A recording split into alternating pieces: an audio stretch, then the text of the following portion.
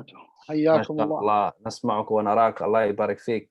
كيف طيب حالك؟ كيف تفضل. الأمور؟ والله بخير الحمد لله، تفضل. ما شاء الله، حياك الله. طيب أخ مصطفى، طيب اقرأ السؤال إن شاء الله على الأسئلة، ونبدأ إن شاء الله على طول الأسئلة. الله يبارك فيك. طيب، بسم الله الرحمن الرحيم، الحمد لله والصلاة والسلام على رسول الله. أما بعد. So the first question is from YouTube. The sister says, Assalamu alaikum wa rahmatullahi wa barakatuh, Shaykh. Barakallahu feek. Is there any dalil regarding for a woman standing at the front rather than in between the women when leading the congregational prayer? نعم، الحمد لله والصلاة والسلام على رسول الله وعلى آله وصحبه ومن استنى بسنته واهتدى بهداه. أما بعد. Well, there is no dalil for that. The dalil is against that. The dalil is that the woman, when she leads the congregational prayer of women, she stands in the middle.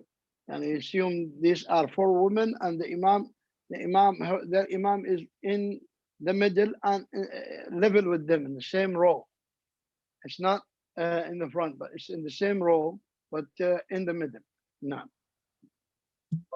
Barakallahu feekum, ahsanallahu ilaykum, Shaykhana. The second question is from YouTube as well. It's from Michael Ben. He says, Assalamu alaikum. Can I pay someone to do Hajj for my to do Hajj for my parents who are deceased, even though I haven't made Hajj myself? Jazakumullahu khair. If this payment can make you do Hajj for yourself, no, you begin with yourself, because you may die. You don't know. You may die before next year Hajj. And then you may not find someone to do Hajj for you. If your parents were not able to perform Hajj, then they are pardoned. But for you, you are able. Do not put anybody before you in the obligatory worship. That's what the Prophet ﷺ said to the man. Perform Hajj first for yourself, and then next year perform for your cousin or your relative Shubruma. Now. Ahsanallahu ilaykum, Shaykhana. There's a question in the Zoom chat. I think it's a sister, Sarah. She says, Assalamu alaikum wa rahmatullahi wa barakatuh. Can a woman alongside her husband sit in the room with a student of knowledge or Shaykh and take knowledge from him without a separation or segregation? If she is covering well, then yeah, no problem. If she is covering well and there is a mahram, her husband or her brother, then no problem. Ahsanallahu ilaykum. We take one more from YouTube. Brother Wasim Mohamed, he says, what's the difference between Qiyam al-Layl and Tahajjud? Are they both classed as praying in the night? And is it better to sleep? Barakallahu feek. There is no difference between Taraweeh, Tahajjud, and Qiyam al-Layl. Taraweeh and Tahajjud are names given to 2 times of the night prayer. One, Taraweeh right after Isha, and Tahajjud right before Fajr. But all is called Qiyam al-Layl. Whether you prayed after Isha, or you prayed in the middle of the night, or just before Fajr. All are called Qiyam al-Layl. Wallahu a'lam. Barakallahu feekum. We have another question here in the Zoom chat. What do you advise to people who delay marriage for no legitimate reason? Wallahi, the Prophet ﷺ encouraged the Muslims to marry, and especially the youth in this age, because one is still strong and young, and when you get the children in this age, you can help them, you can cultivate them, not when you get old, not like when you get old. And the Prophet ﷺ said, Ya ma'ashar al-shabab, من استطاع منكم الباءة فليتزوج ومن لم يستطع فعليه بالصوم فإنه قال من استطاع منكم الباءة فليتزوج فإنه أحفظ لفرجي. One second.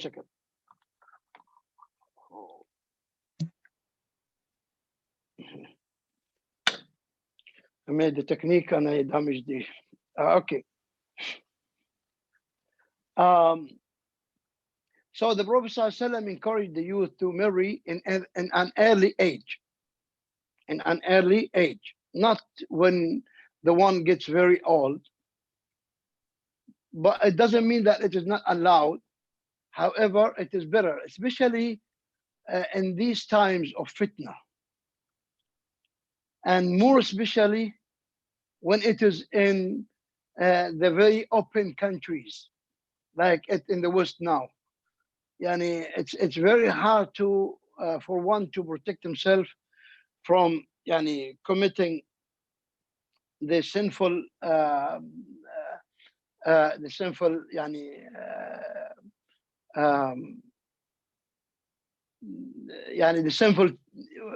sin or the sinful whatever you call it. So it is better for the youth, boys and girls, to marry once they reach the age of marriage, not to delay until they get very old. Wallahu a'lam. Ahsanallahu ilaykum. We'll take another one from YouTube. The questioner, he asks, is the niqab wajib? Yes, definitely the niqab is wajib. The woman has to cover herself from head to feet completely, including the face, and not with tight but loose, not with colorful that attracts the eyes. And she cannot wear perfume when she go out, as well as she cannot wear, use high heel shoes and like these things. Why? Because all these things expose the fitna of the woman to the men. That's why it is said that she has to avoid it, and to avoid the fitna. I mean, the fitna causes. And the niqab is definitely, it is compulsory upon the woman. It's not optional, it's compulsory that woman to cover, because all the ulama, not even a single one said differently that she has to cover her hair, isn't it? All the ulama say, even those who had different opinion in regard to covering the face, they say hair has to be covered. Why? To avoid the fitna. So how come the fitna be by the hair but not by the face? We all know that the attraction is in the face. So the woman has to cover her body, whole body, including the face. Wallahu a'lam. Hafidhakumullah, Shaykh. Another question from the Zoom chat. Assalamu alaikum wa rahmatullahi wa barakatuh. What is the ruling in taking pills/medication to stop the monthly period in the month of Ramadan to complete the fast? And if it is makruh, what do we do if asked by our mother or husband to do so? Jazakumullahu khairan. La, first of all, the one who to be asked is the doctor. The doctor who you are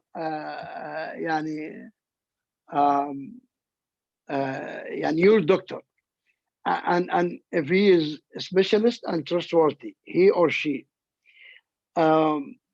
if these pills may cause any harm to you, then it's not allowed for you to take, and it's not recommended. Even if it doesn't harm you, it is not recommended. Why?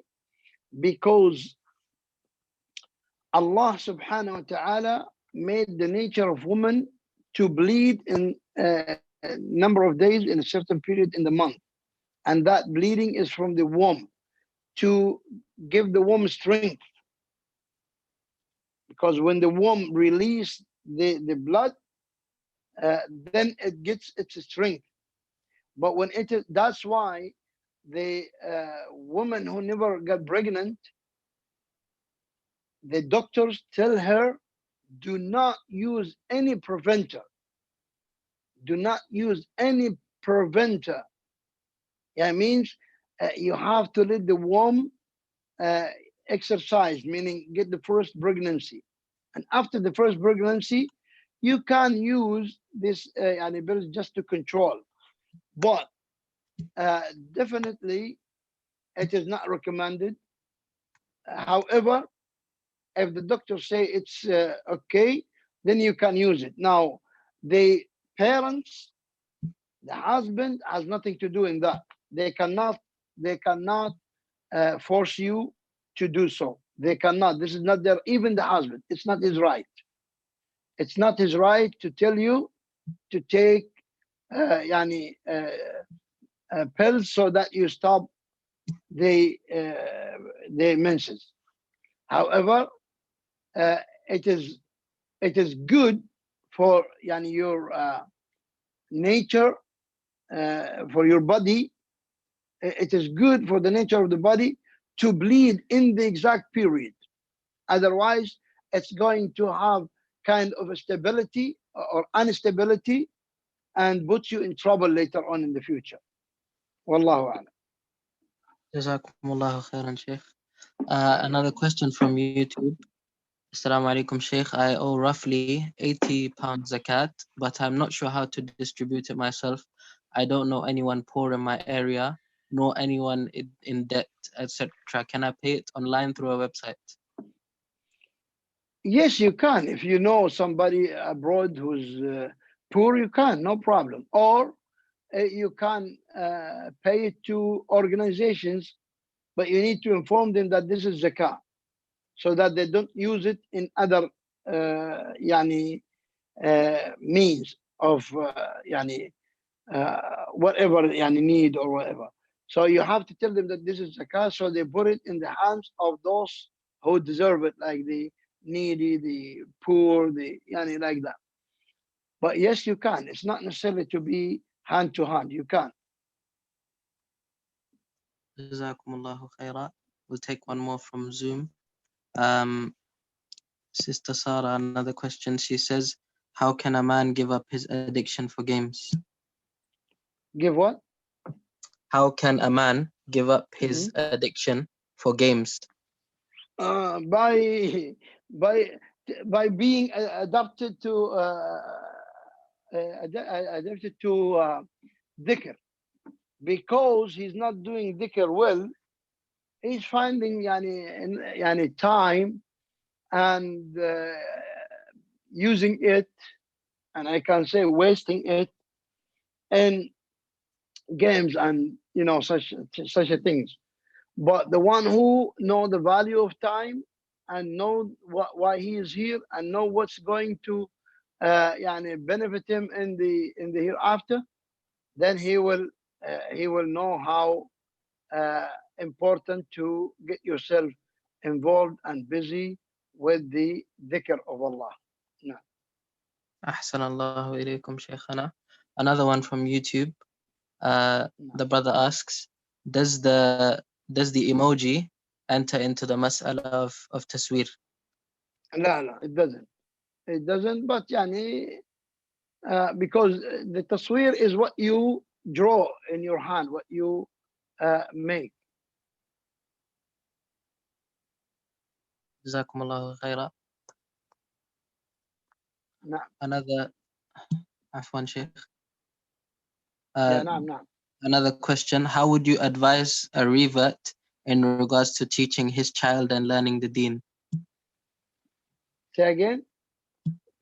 How would you advise a revert in regards to teaching his child and learning the deen? First of all, he needs to learn. You cannot teach if you are not learned person. And to do that, you need to go to someone who is a learned person, like those graduates from Islamic universities. And there are plenty, mashallah, in in the UK and around the globe. So you get someone of these graduates and sit to him, learn your deen, but go gradually. Don't jump up. Just go little by little from the very basic, and then whatever you learn, it depends on your child, how old the child is, but you still can teach him, but you make it يعني simple. يعني يعني it can يعني cope with his understanding and knowledge. جزاك الله الشيخ. أنا ما نراك يا شيخ، لعلك أغلقت الفيديو. أنا جاءتني بارك الله رسالة. فيك. جزاك الله خير. Another تفضل. question from YouTube. The sister asks, sometimes brothers hold lectures for sisters only where the brother sits in front of the sisters as a teacher. Is this method of teaching permissible? لا لا لا لا لا لا لا. This is dangerous. This is dangerous. Sit in front of the sisters face to face. That's dangerous. That's not allowed. That's not allowed. We don't want to. We have a saying in Arabic. أراد أن يبني قصرا فهدم مصرا. He wanted to build up a palace, so he يعني knocked down a whole city to get the bricks and build the palace. That's incorrect. That's incorrect. You cannot put yourself in the risk to rescue the others. How come you go and sit in front of the sisters face to face? Yani there are yani there are some things yani has to be yani watched very well because it is dangerous, you know. Hello? نعم نعم. نعم بارك الله فيكم. It is dangerous. It is dangerous. So yani that the man, even if he is old in my age or older, still dangerous to sit with the women face to face teaching them, because yani you know the shaitan is there. But if it is behind a barrier, curtain or whatever, that is okay, inshallah. No. بارك الله فيكم شيخ. أحسن الله إليكم. Another question from Zoom. The brother asks, what do you advise to people who say seeking knowledge is only for the shuyukh and laymen shouldn't engage in it? Yani, okay, these shuyukh were not, yani, at one point, were they born shuyukh? They were laymen one time, and they went and learned the knowledge. If you are not going to learn the knowledge, then who will be the shuyukh? And who said that learning knowledge only to be shuyukh? No, learning knowledge to be a proper worshipper of Allah. That's the purpose of learning knowledge. That's the purpose. To fear Allah, because Allah Ta'ala said, إِنَّمَا يَخْشَى اللَّهَ مِنْ عِبَادِ الْعُلَمَاء.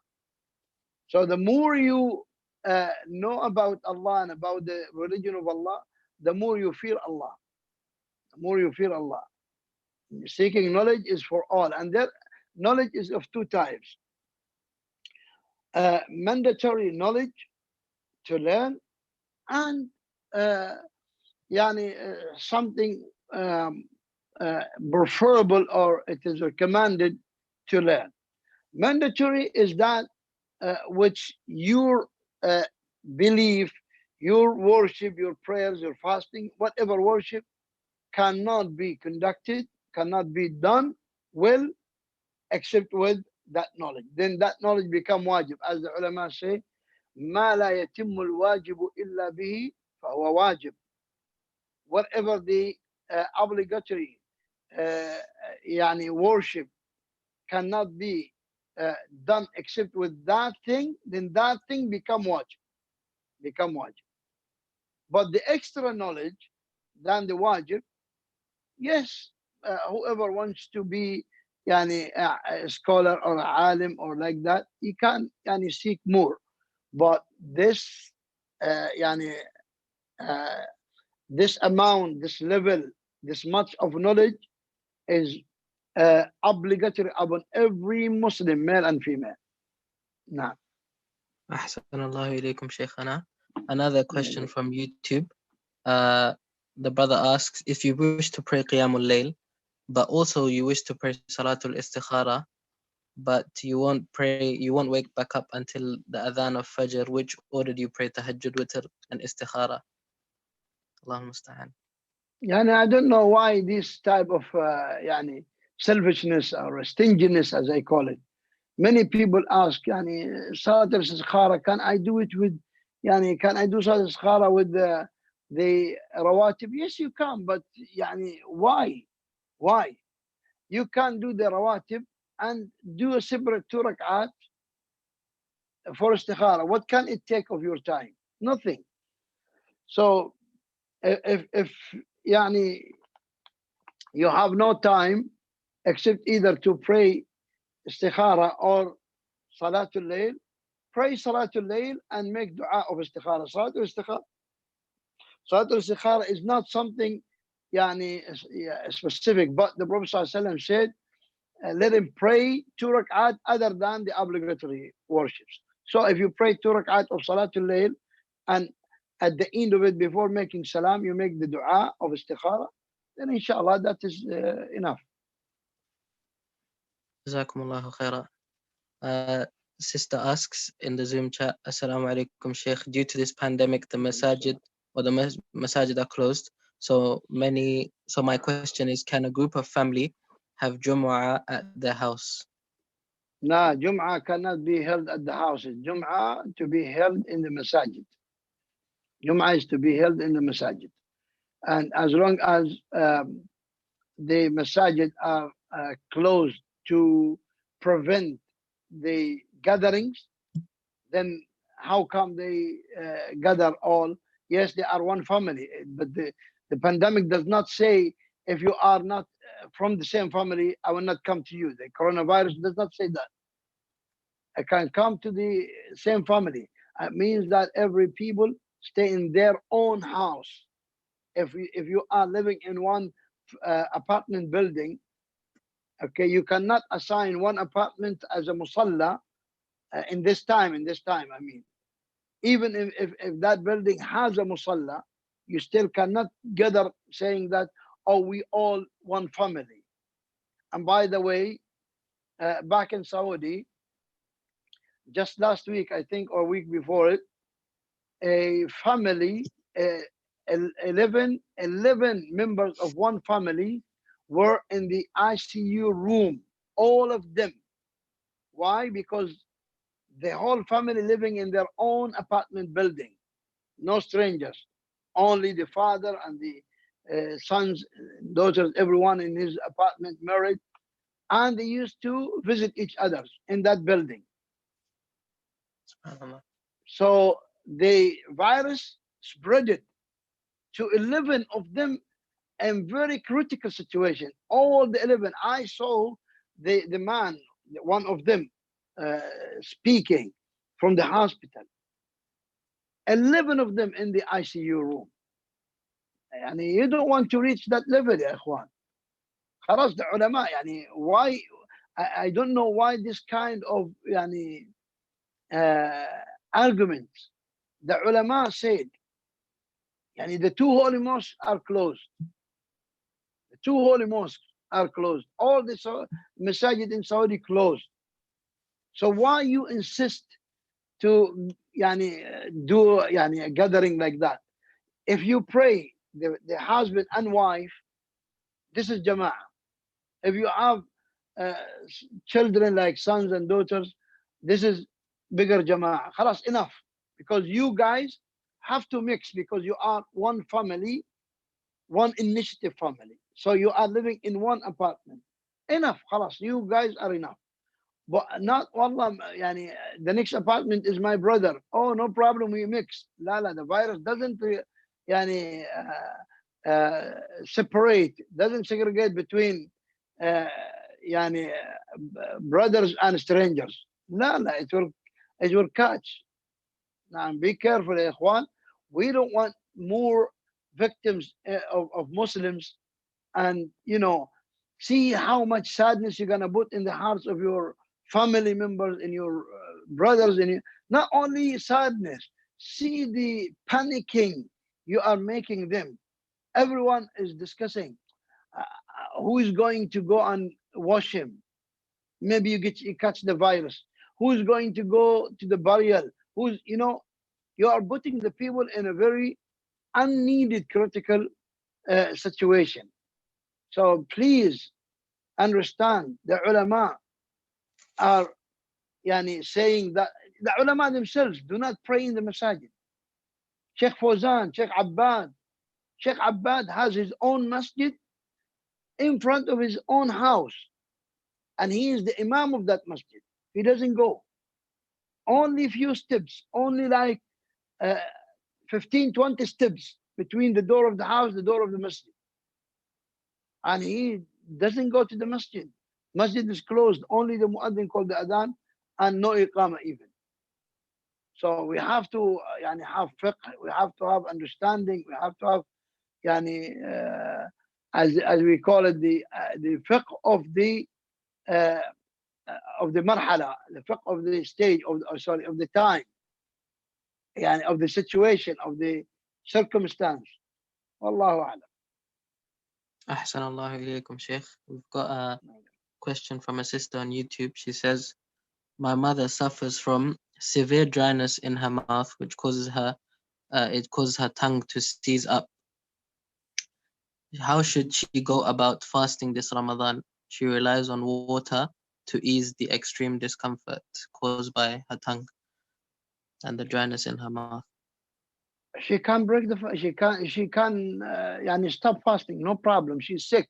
But if the doctors say that this kind of sickness can be treated, can be healed, based on their experience, of course, maybe after 1 month, 2 months, 6 months, whatever, then she breaks the fast, and she doesn't fast in Ramadan. And whenever she is cured, she make up those days. If the doctors say that she will never be cured from this type of illness, then she does not fast and feed a needy for each day. That's it. Very simple, very easy. Islam is very easy. Alhamdulillah. Ahsan Allah ilaykum, Shaykh.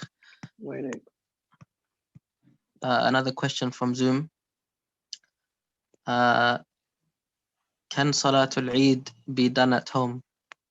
La, Salatul Eid cannot be done at home. If Salatul Jum'ah cannot be done at home, how come Salatul Eid be done at home? Salatul Eid is only to, I don't mean it cannot be done. It can be done at home. But as when you miss Salatul Eid, now, then you pray Salatul Eid in the house. Some ulama said that if there are 3 people, they can pray Salatul Eid, but there is no any evidence and there is no any incident that Salatul Eid was done by only 3 people or in the houses. Therefore, on the day of Eid, after the sun rises by a height of spire, like about 20 minutes after sunrise, everyone prays 2 rak'ah of Salatul Eid the way Salatul Eid is done. The first, you make the first takbir, which is takbirat al-ihram, the opening, and then you say dua al-istiftah, subhanaka Allahumma bihamdik, etc. And then you say 7 times Allahu Akbar, Allahu Akbar, Allahu Akbar, Allahu Akbar, Allahu Akbar, Allahu Akbar, Allahu Akbar, and then you recite Surah Al-Fatiha and Surah Al-A'la. In the second rak'ah, you say, when you raise up, you say Allahu Akbar, that's the first. Allahu Akbar, second. Allahu Akbar, third. Allahu Akbar, fourth. Allahu Akbar, fifth. And recite Surah Al-Fatiha and Surah Al-Ghashiyah. You can pray it as you pray the the normal 5-time prayers as jama'ah, as congregation, no problem. And yes, it's okay to give a reminder after that. The father or someone can give the reminder for the family, especially in such circumstances. We need to have reminders. Now, wallahu a'lam, but not, yani, the neighbors come and they make gathering to make Salatul al-Eid. But instead of the masjid, because it's closed, we're going to turn one of our houses as a masjid or a place to pray Salatul Eid. That's not correct. But to pray it at home, every family, as they do in the 5-time prayer, they do Salatul Eid. Wallahu a'lam. أحسن الله إليكم شيخنا. We have And another question. I want to elaborate on a previous question about Salatul Jum'ah. I said no at home as the opinion of many scholars, from them Shaykh Abdul Muhsin Abbad, Shaykh Salih Fawzan, Shaykh Abdul Aziz al-Shaykh of today. There is other opinion that says yes, they can pray Jum'ah at home. But to be honest, I didn't find any evidence for that. Wallahu a'lam. جزاكم الله خيرا. The question on YouTube, he says, Assalamu alaikum Shaykh. One of my non-Muslim friends has asked me, what is the Islamic perspective on the current situation with the pandemic? And also, what is the Islamic perspective on the end of the world? Well, in regard to this pandemic, it's not the first pandemic anyway, and Islam gone through many pandemics. We all know the incident of Ta'un Amwas, which is the plague, and the plague of Amwas. And Abdurrahman ibn Auf informed Umar ibn Khattab of what he heard from the Prophet ﷺ, and then some other Sahaba confirmed it, that he ﷺ said, whenever the pandemic is found in a land, then people who are living in there, they should not leave it, even if they are healthy. They should not leave it, because you may not be you may not be sick of that pandemic, but you may carry the virus. And when you go out, you're going to spread it. And no one from outside should enter that land. This is the perspective of Islam about pandemic. And pandemic, as the Prophet ﷺ said, it's a kind of torturement from Allah to the disbelievers, and it's a kind of trial to the Muslims, and it is a shahada for one who dies with it. A martyrdom for one who dies with it. And in regard to the perspective of Islam about the end of the world, it is as the Prophet ﷺ said, that towards the end of the life, before the hour, Allah Ta'ala will take the scholars, ulama, and the Quran will be lifted up, and people will get more ignorant and more ignorant, and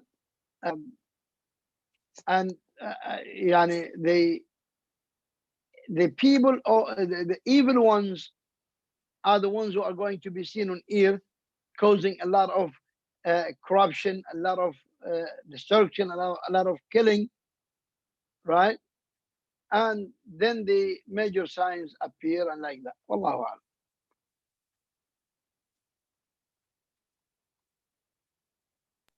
Akhi, we can't hear you, Akhi Mustafa. You have to unmute, inshallah.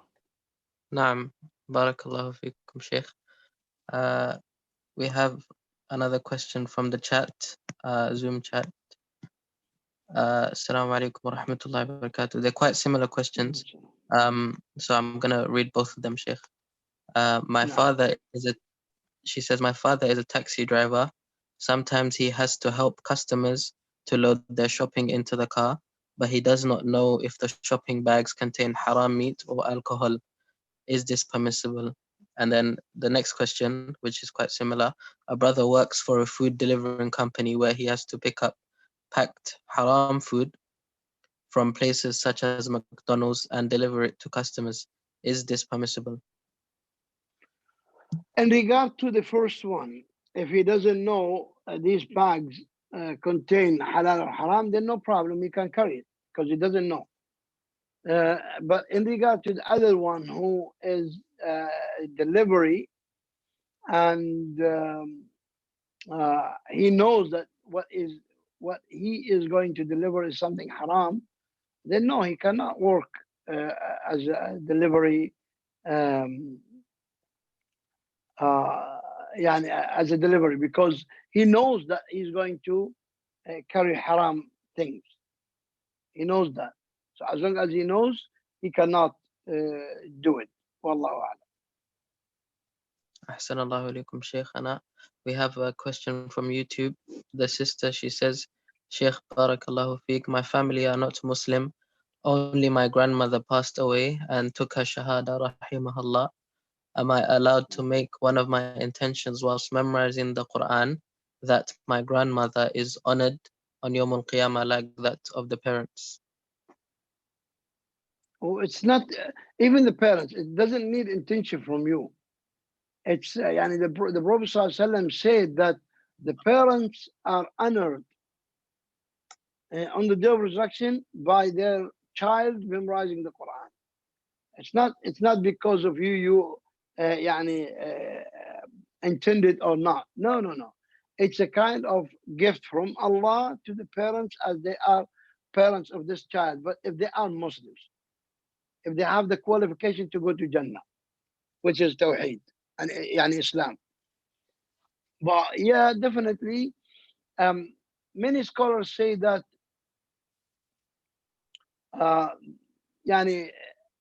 the grandparents are parents. Anyway, are parents. And if the parents are not Muslims and they die as not Muslims, and the grandmother died as a Muslim, then inshallah she get the reward of that, inshallah. Jazakumullahu khaira. Another question from the chat. But if you don't mind, but I cannot guarantee anything. I say inshallah, meaning I hope and I make dua that she gets, but I cannot say that she will get, because the hadith says the parents. No. Barakallahu feekum, Shaykhana. The questioner, he says, if we find a lost item lying on the ground, like cash, more specifically, cash or a ring, can we take it home in fear that another person will take it for themselves? What can we do if with these items we can't find its owner, or it's very unlikely to find the owner? You only take it to advertise it for the owner. But if you are intending just to take it, or as you say, you know that you cannot find, then leave it. Someone else take it, up to them. Maybe the owner comes back and finds it. Why would you assume that the owner would never come back to find it? Maybe they come back and find it. So if you're not going to advertise it, then you cannot take it. No. Wallahu a'lam. Allahu alaykum. Questioner from YouTube says, Assalamu alaikum. Please, I want advice on how to balance between doing business and studying Sharia, because doing online business is really time consuming. Well, Umar ibn Khattab radiallahu ta'ala anhu said that he had a business with a partner from Al-Ansar, and they used to do this alternatively. One day Umar stays in the business, and the Ansari man goes to the circle of the Prophet ﷺ for seeking knowledge. And the other day يعني change position. You can do that. You can have a partner and do it with him, or at least it's not all your time business. I cannot يعني imagine that someone all time on business. Then what is this work for? If this work and this money does not give me the ability to يعني enjoy my life, to see my wife, see my children, see my friends, visit here, visit there, you know, if I'm going all the time be behind the internet or my computer to run the business all the time, only when I go to sleep, that's the time when I leave it, then what life is this? What life is this? But if you mean that, oh, there are fixed things in my life, sitting with the family is fixed, going for the gym is fixed, going for the park is fixed, going to take my family to restaurant to eat is fixed, going visit my parents and relatives and friends is fixed. The only unfixed is seeking knowledge. That's unfair. You are here, you are created only to have this knowledge and act upon it, so you build up your future in the akhirah. You cannot make this the lowest priority in your list. That's not correct. Now you have to manage that, because Allah subhanahu wa ta'ala, what did he say in Surah Al-Kahf? Allah subhanahu wa ta'ala said in Surah Al-Kahf, واصبر نفسك مع الذين يدعون ربهم بالغداة والعشي يريدون وجهه ولا تعد عيناك عنهم تريد زينة الحياة الدنيا ولا تطع من أغفلنا قلبه عن ذكرنا واتبع هواه وكان أمره فرطا. So Allah subhanahu wa ta'ala is giving us the guidance of how to do in regard to the balance, to balancing this. So Allah Ta'ala said in Surah Al-Kahf, ayah 28, فاصبر نفسك مع الذين يدعون ربهم بالغداة والعشي, and keep yourself patient by being with those who call upon their Lord in the morning and in the evening, seeking his countenance,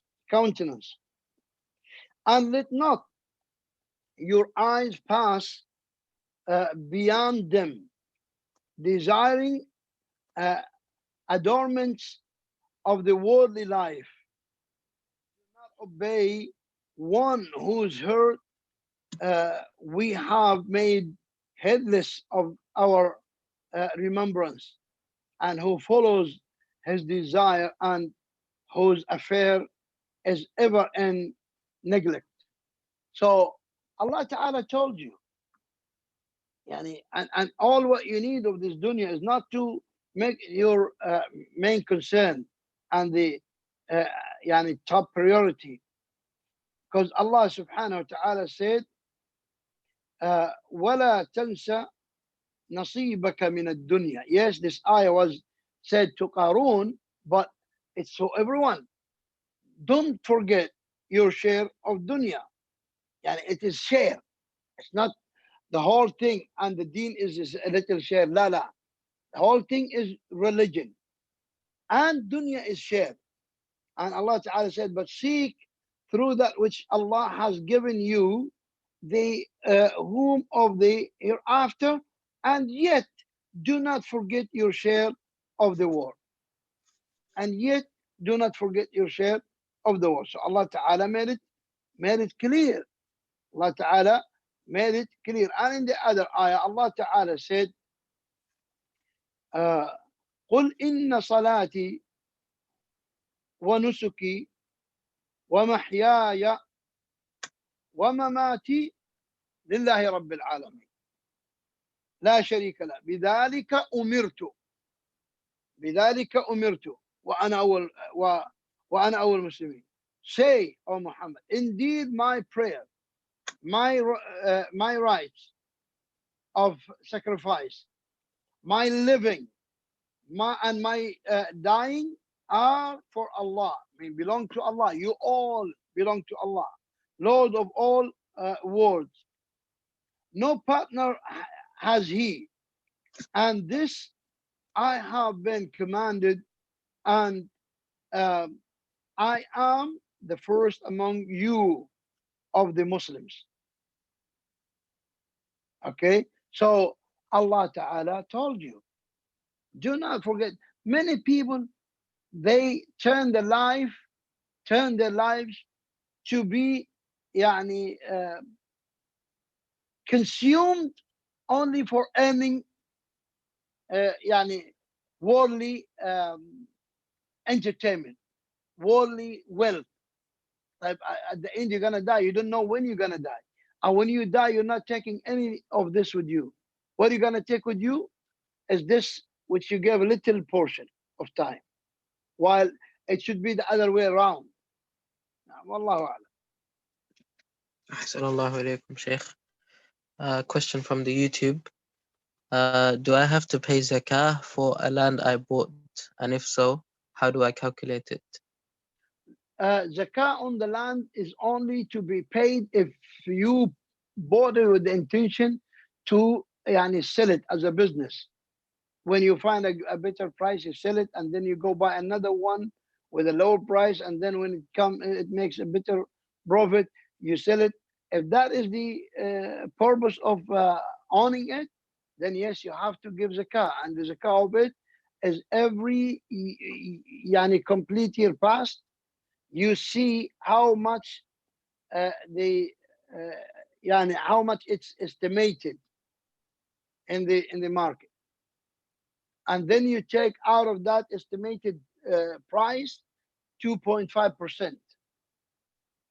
But if you bought it intending to maybe just hold it for your offsprings, or maybe you build a house on it, then no zakah on that. No zakah on that. And if you had it for this intention, but after 10 years, 15 years, you needed money, so you sold the land, no zakah on that money. Nah, wallahu a'lam. أحسن الله إليكم شيخ. We have a question from the Zoom chat. Which is preferable, claiming benefits and being unemployed, or is it better to have a job, however you have some haram in that job? There's شيء أو نوع من الحرام. La, if it has any, and if this job has anything haram, then better to avoid it and be patient with yourself, even to eat yani, whatever. As the Prophet ﷺ said, yani, you cannot go for haram because yani, anyway you're not going to die of this, of hunger. You're not going to die of hunger. So yani, if you want to have earning, you have to have it from lawful way. As the Prophet ﷺ said, أيما جسد نبت من سحت فالنار أولى به. Anybody that is يعني, that has the growth from a unlawful يعني, source of income, then the fire deserves that body. Only the fire deserves that body. So you have to be careful. But if you have a job which is halal, then of course it is better to work, not to just sit and people give you. Unless if you inherited yani, mashallah, good money, and you can yani, spend on yourself, free yourself for ibadah and for seeking knowledge. Wallahu a'lam. أحسن الله إليكم شيخ. A question on YouTube. The brother mentioned here that there's some brothers who are secretly doing Salatul Jum'ah in Birmingham. What advice do you have for them? Wallah, the advice is Salatul Jum'ah is something to be publicly, not secretly. Salatul Jum'ah in the whole world known as a public prayer. It's not as a secret prayer hiding. That's incorrect. As I said, there are two different opinions of the scholars, but look to it. Yani even those scholars who say that Salatul Jum'ah can be down, even not in the masajid, but they talk about normal circumstances. For example, someone yani, living in a town, you have 2-3 people in a town which has no any masajid, no Muslims, only these 3 people. Yes, they pray Jum'ah. They are residing there, they pray Jum'ah, no problem. But now, why masajid are closed? It's not because they don't want people to pray, but because they don't want people to gather. Now, when they go and gather in a house, then it's not kind of challenging. When one of them gets sick, he will make them all sick. And Allah Ta'ala said, وَلَا تُلْقُوا بِأَيْدِيكُمْ إِلَى التَّهْلُكَةِ. Do not throw yourselves into destruction. So you have to be careful, because once you get sick, you may stop all the ibadat. Maybe these guys never saw on the media people on the ventilators. They barely can speak. It's a very terrible disease. It's not easy. You may stop even dhikr because of the struggling of breathing. It's not easy, ikhwan.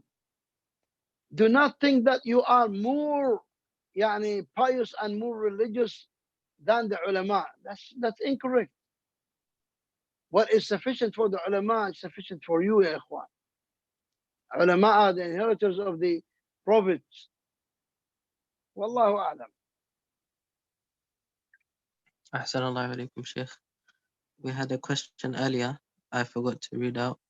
The sister asks, if a young child around 7 years old is troublesome and he's not learning Islamic tarbiyah, would you recommend, or is it recommended to send him to Islamic boarding school?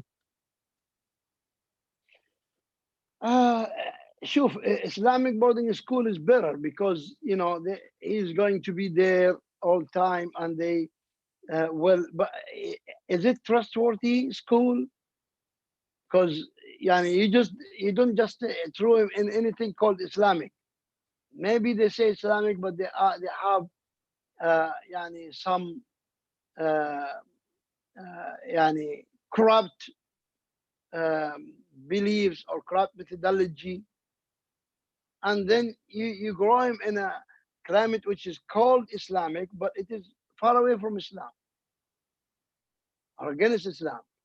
If it is known and good and trustworthy and upon the proper aqidah, proper manhaj, then that is good.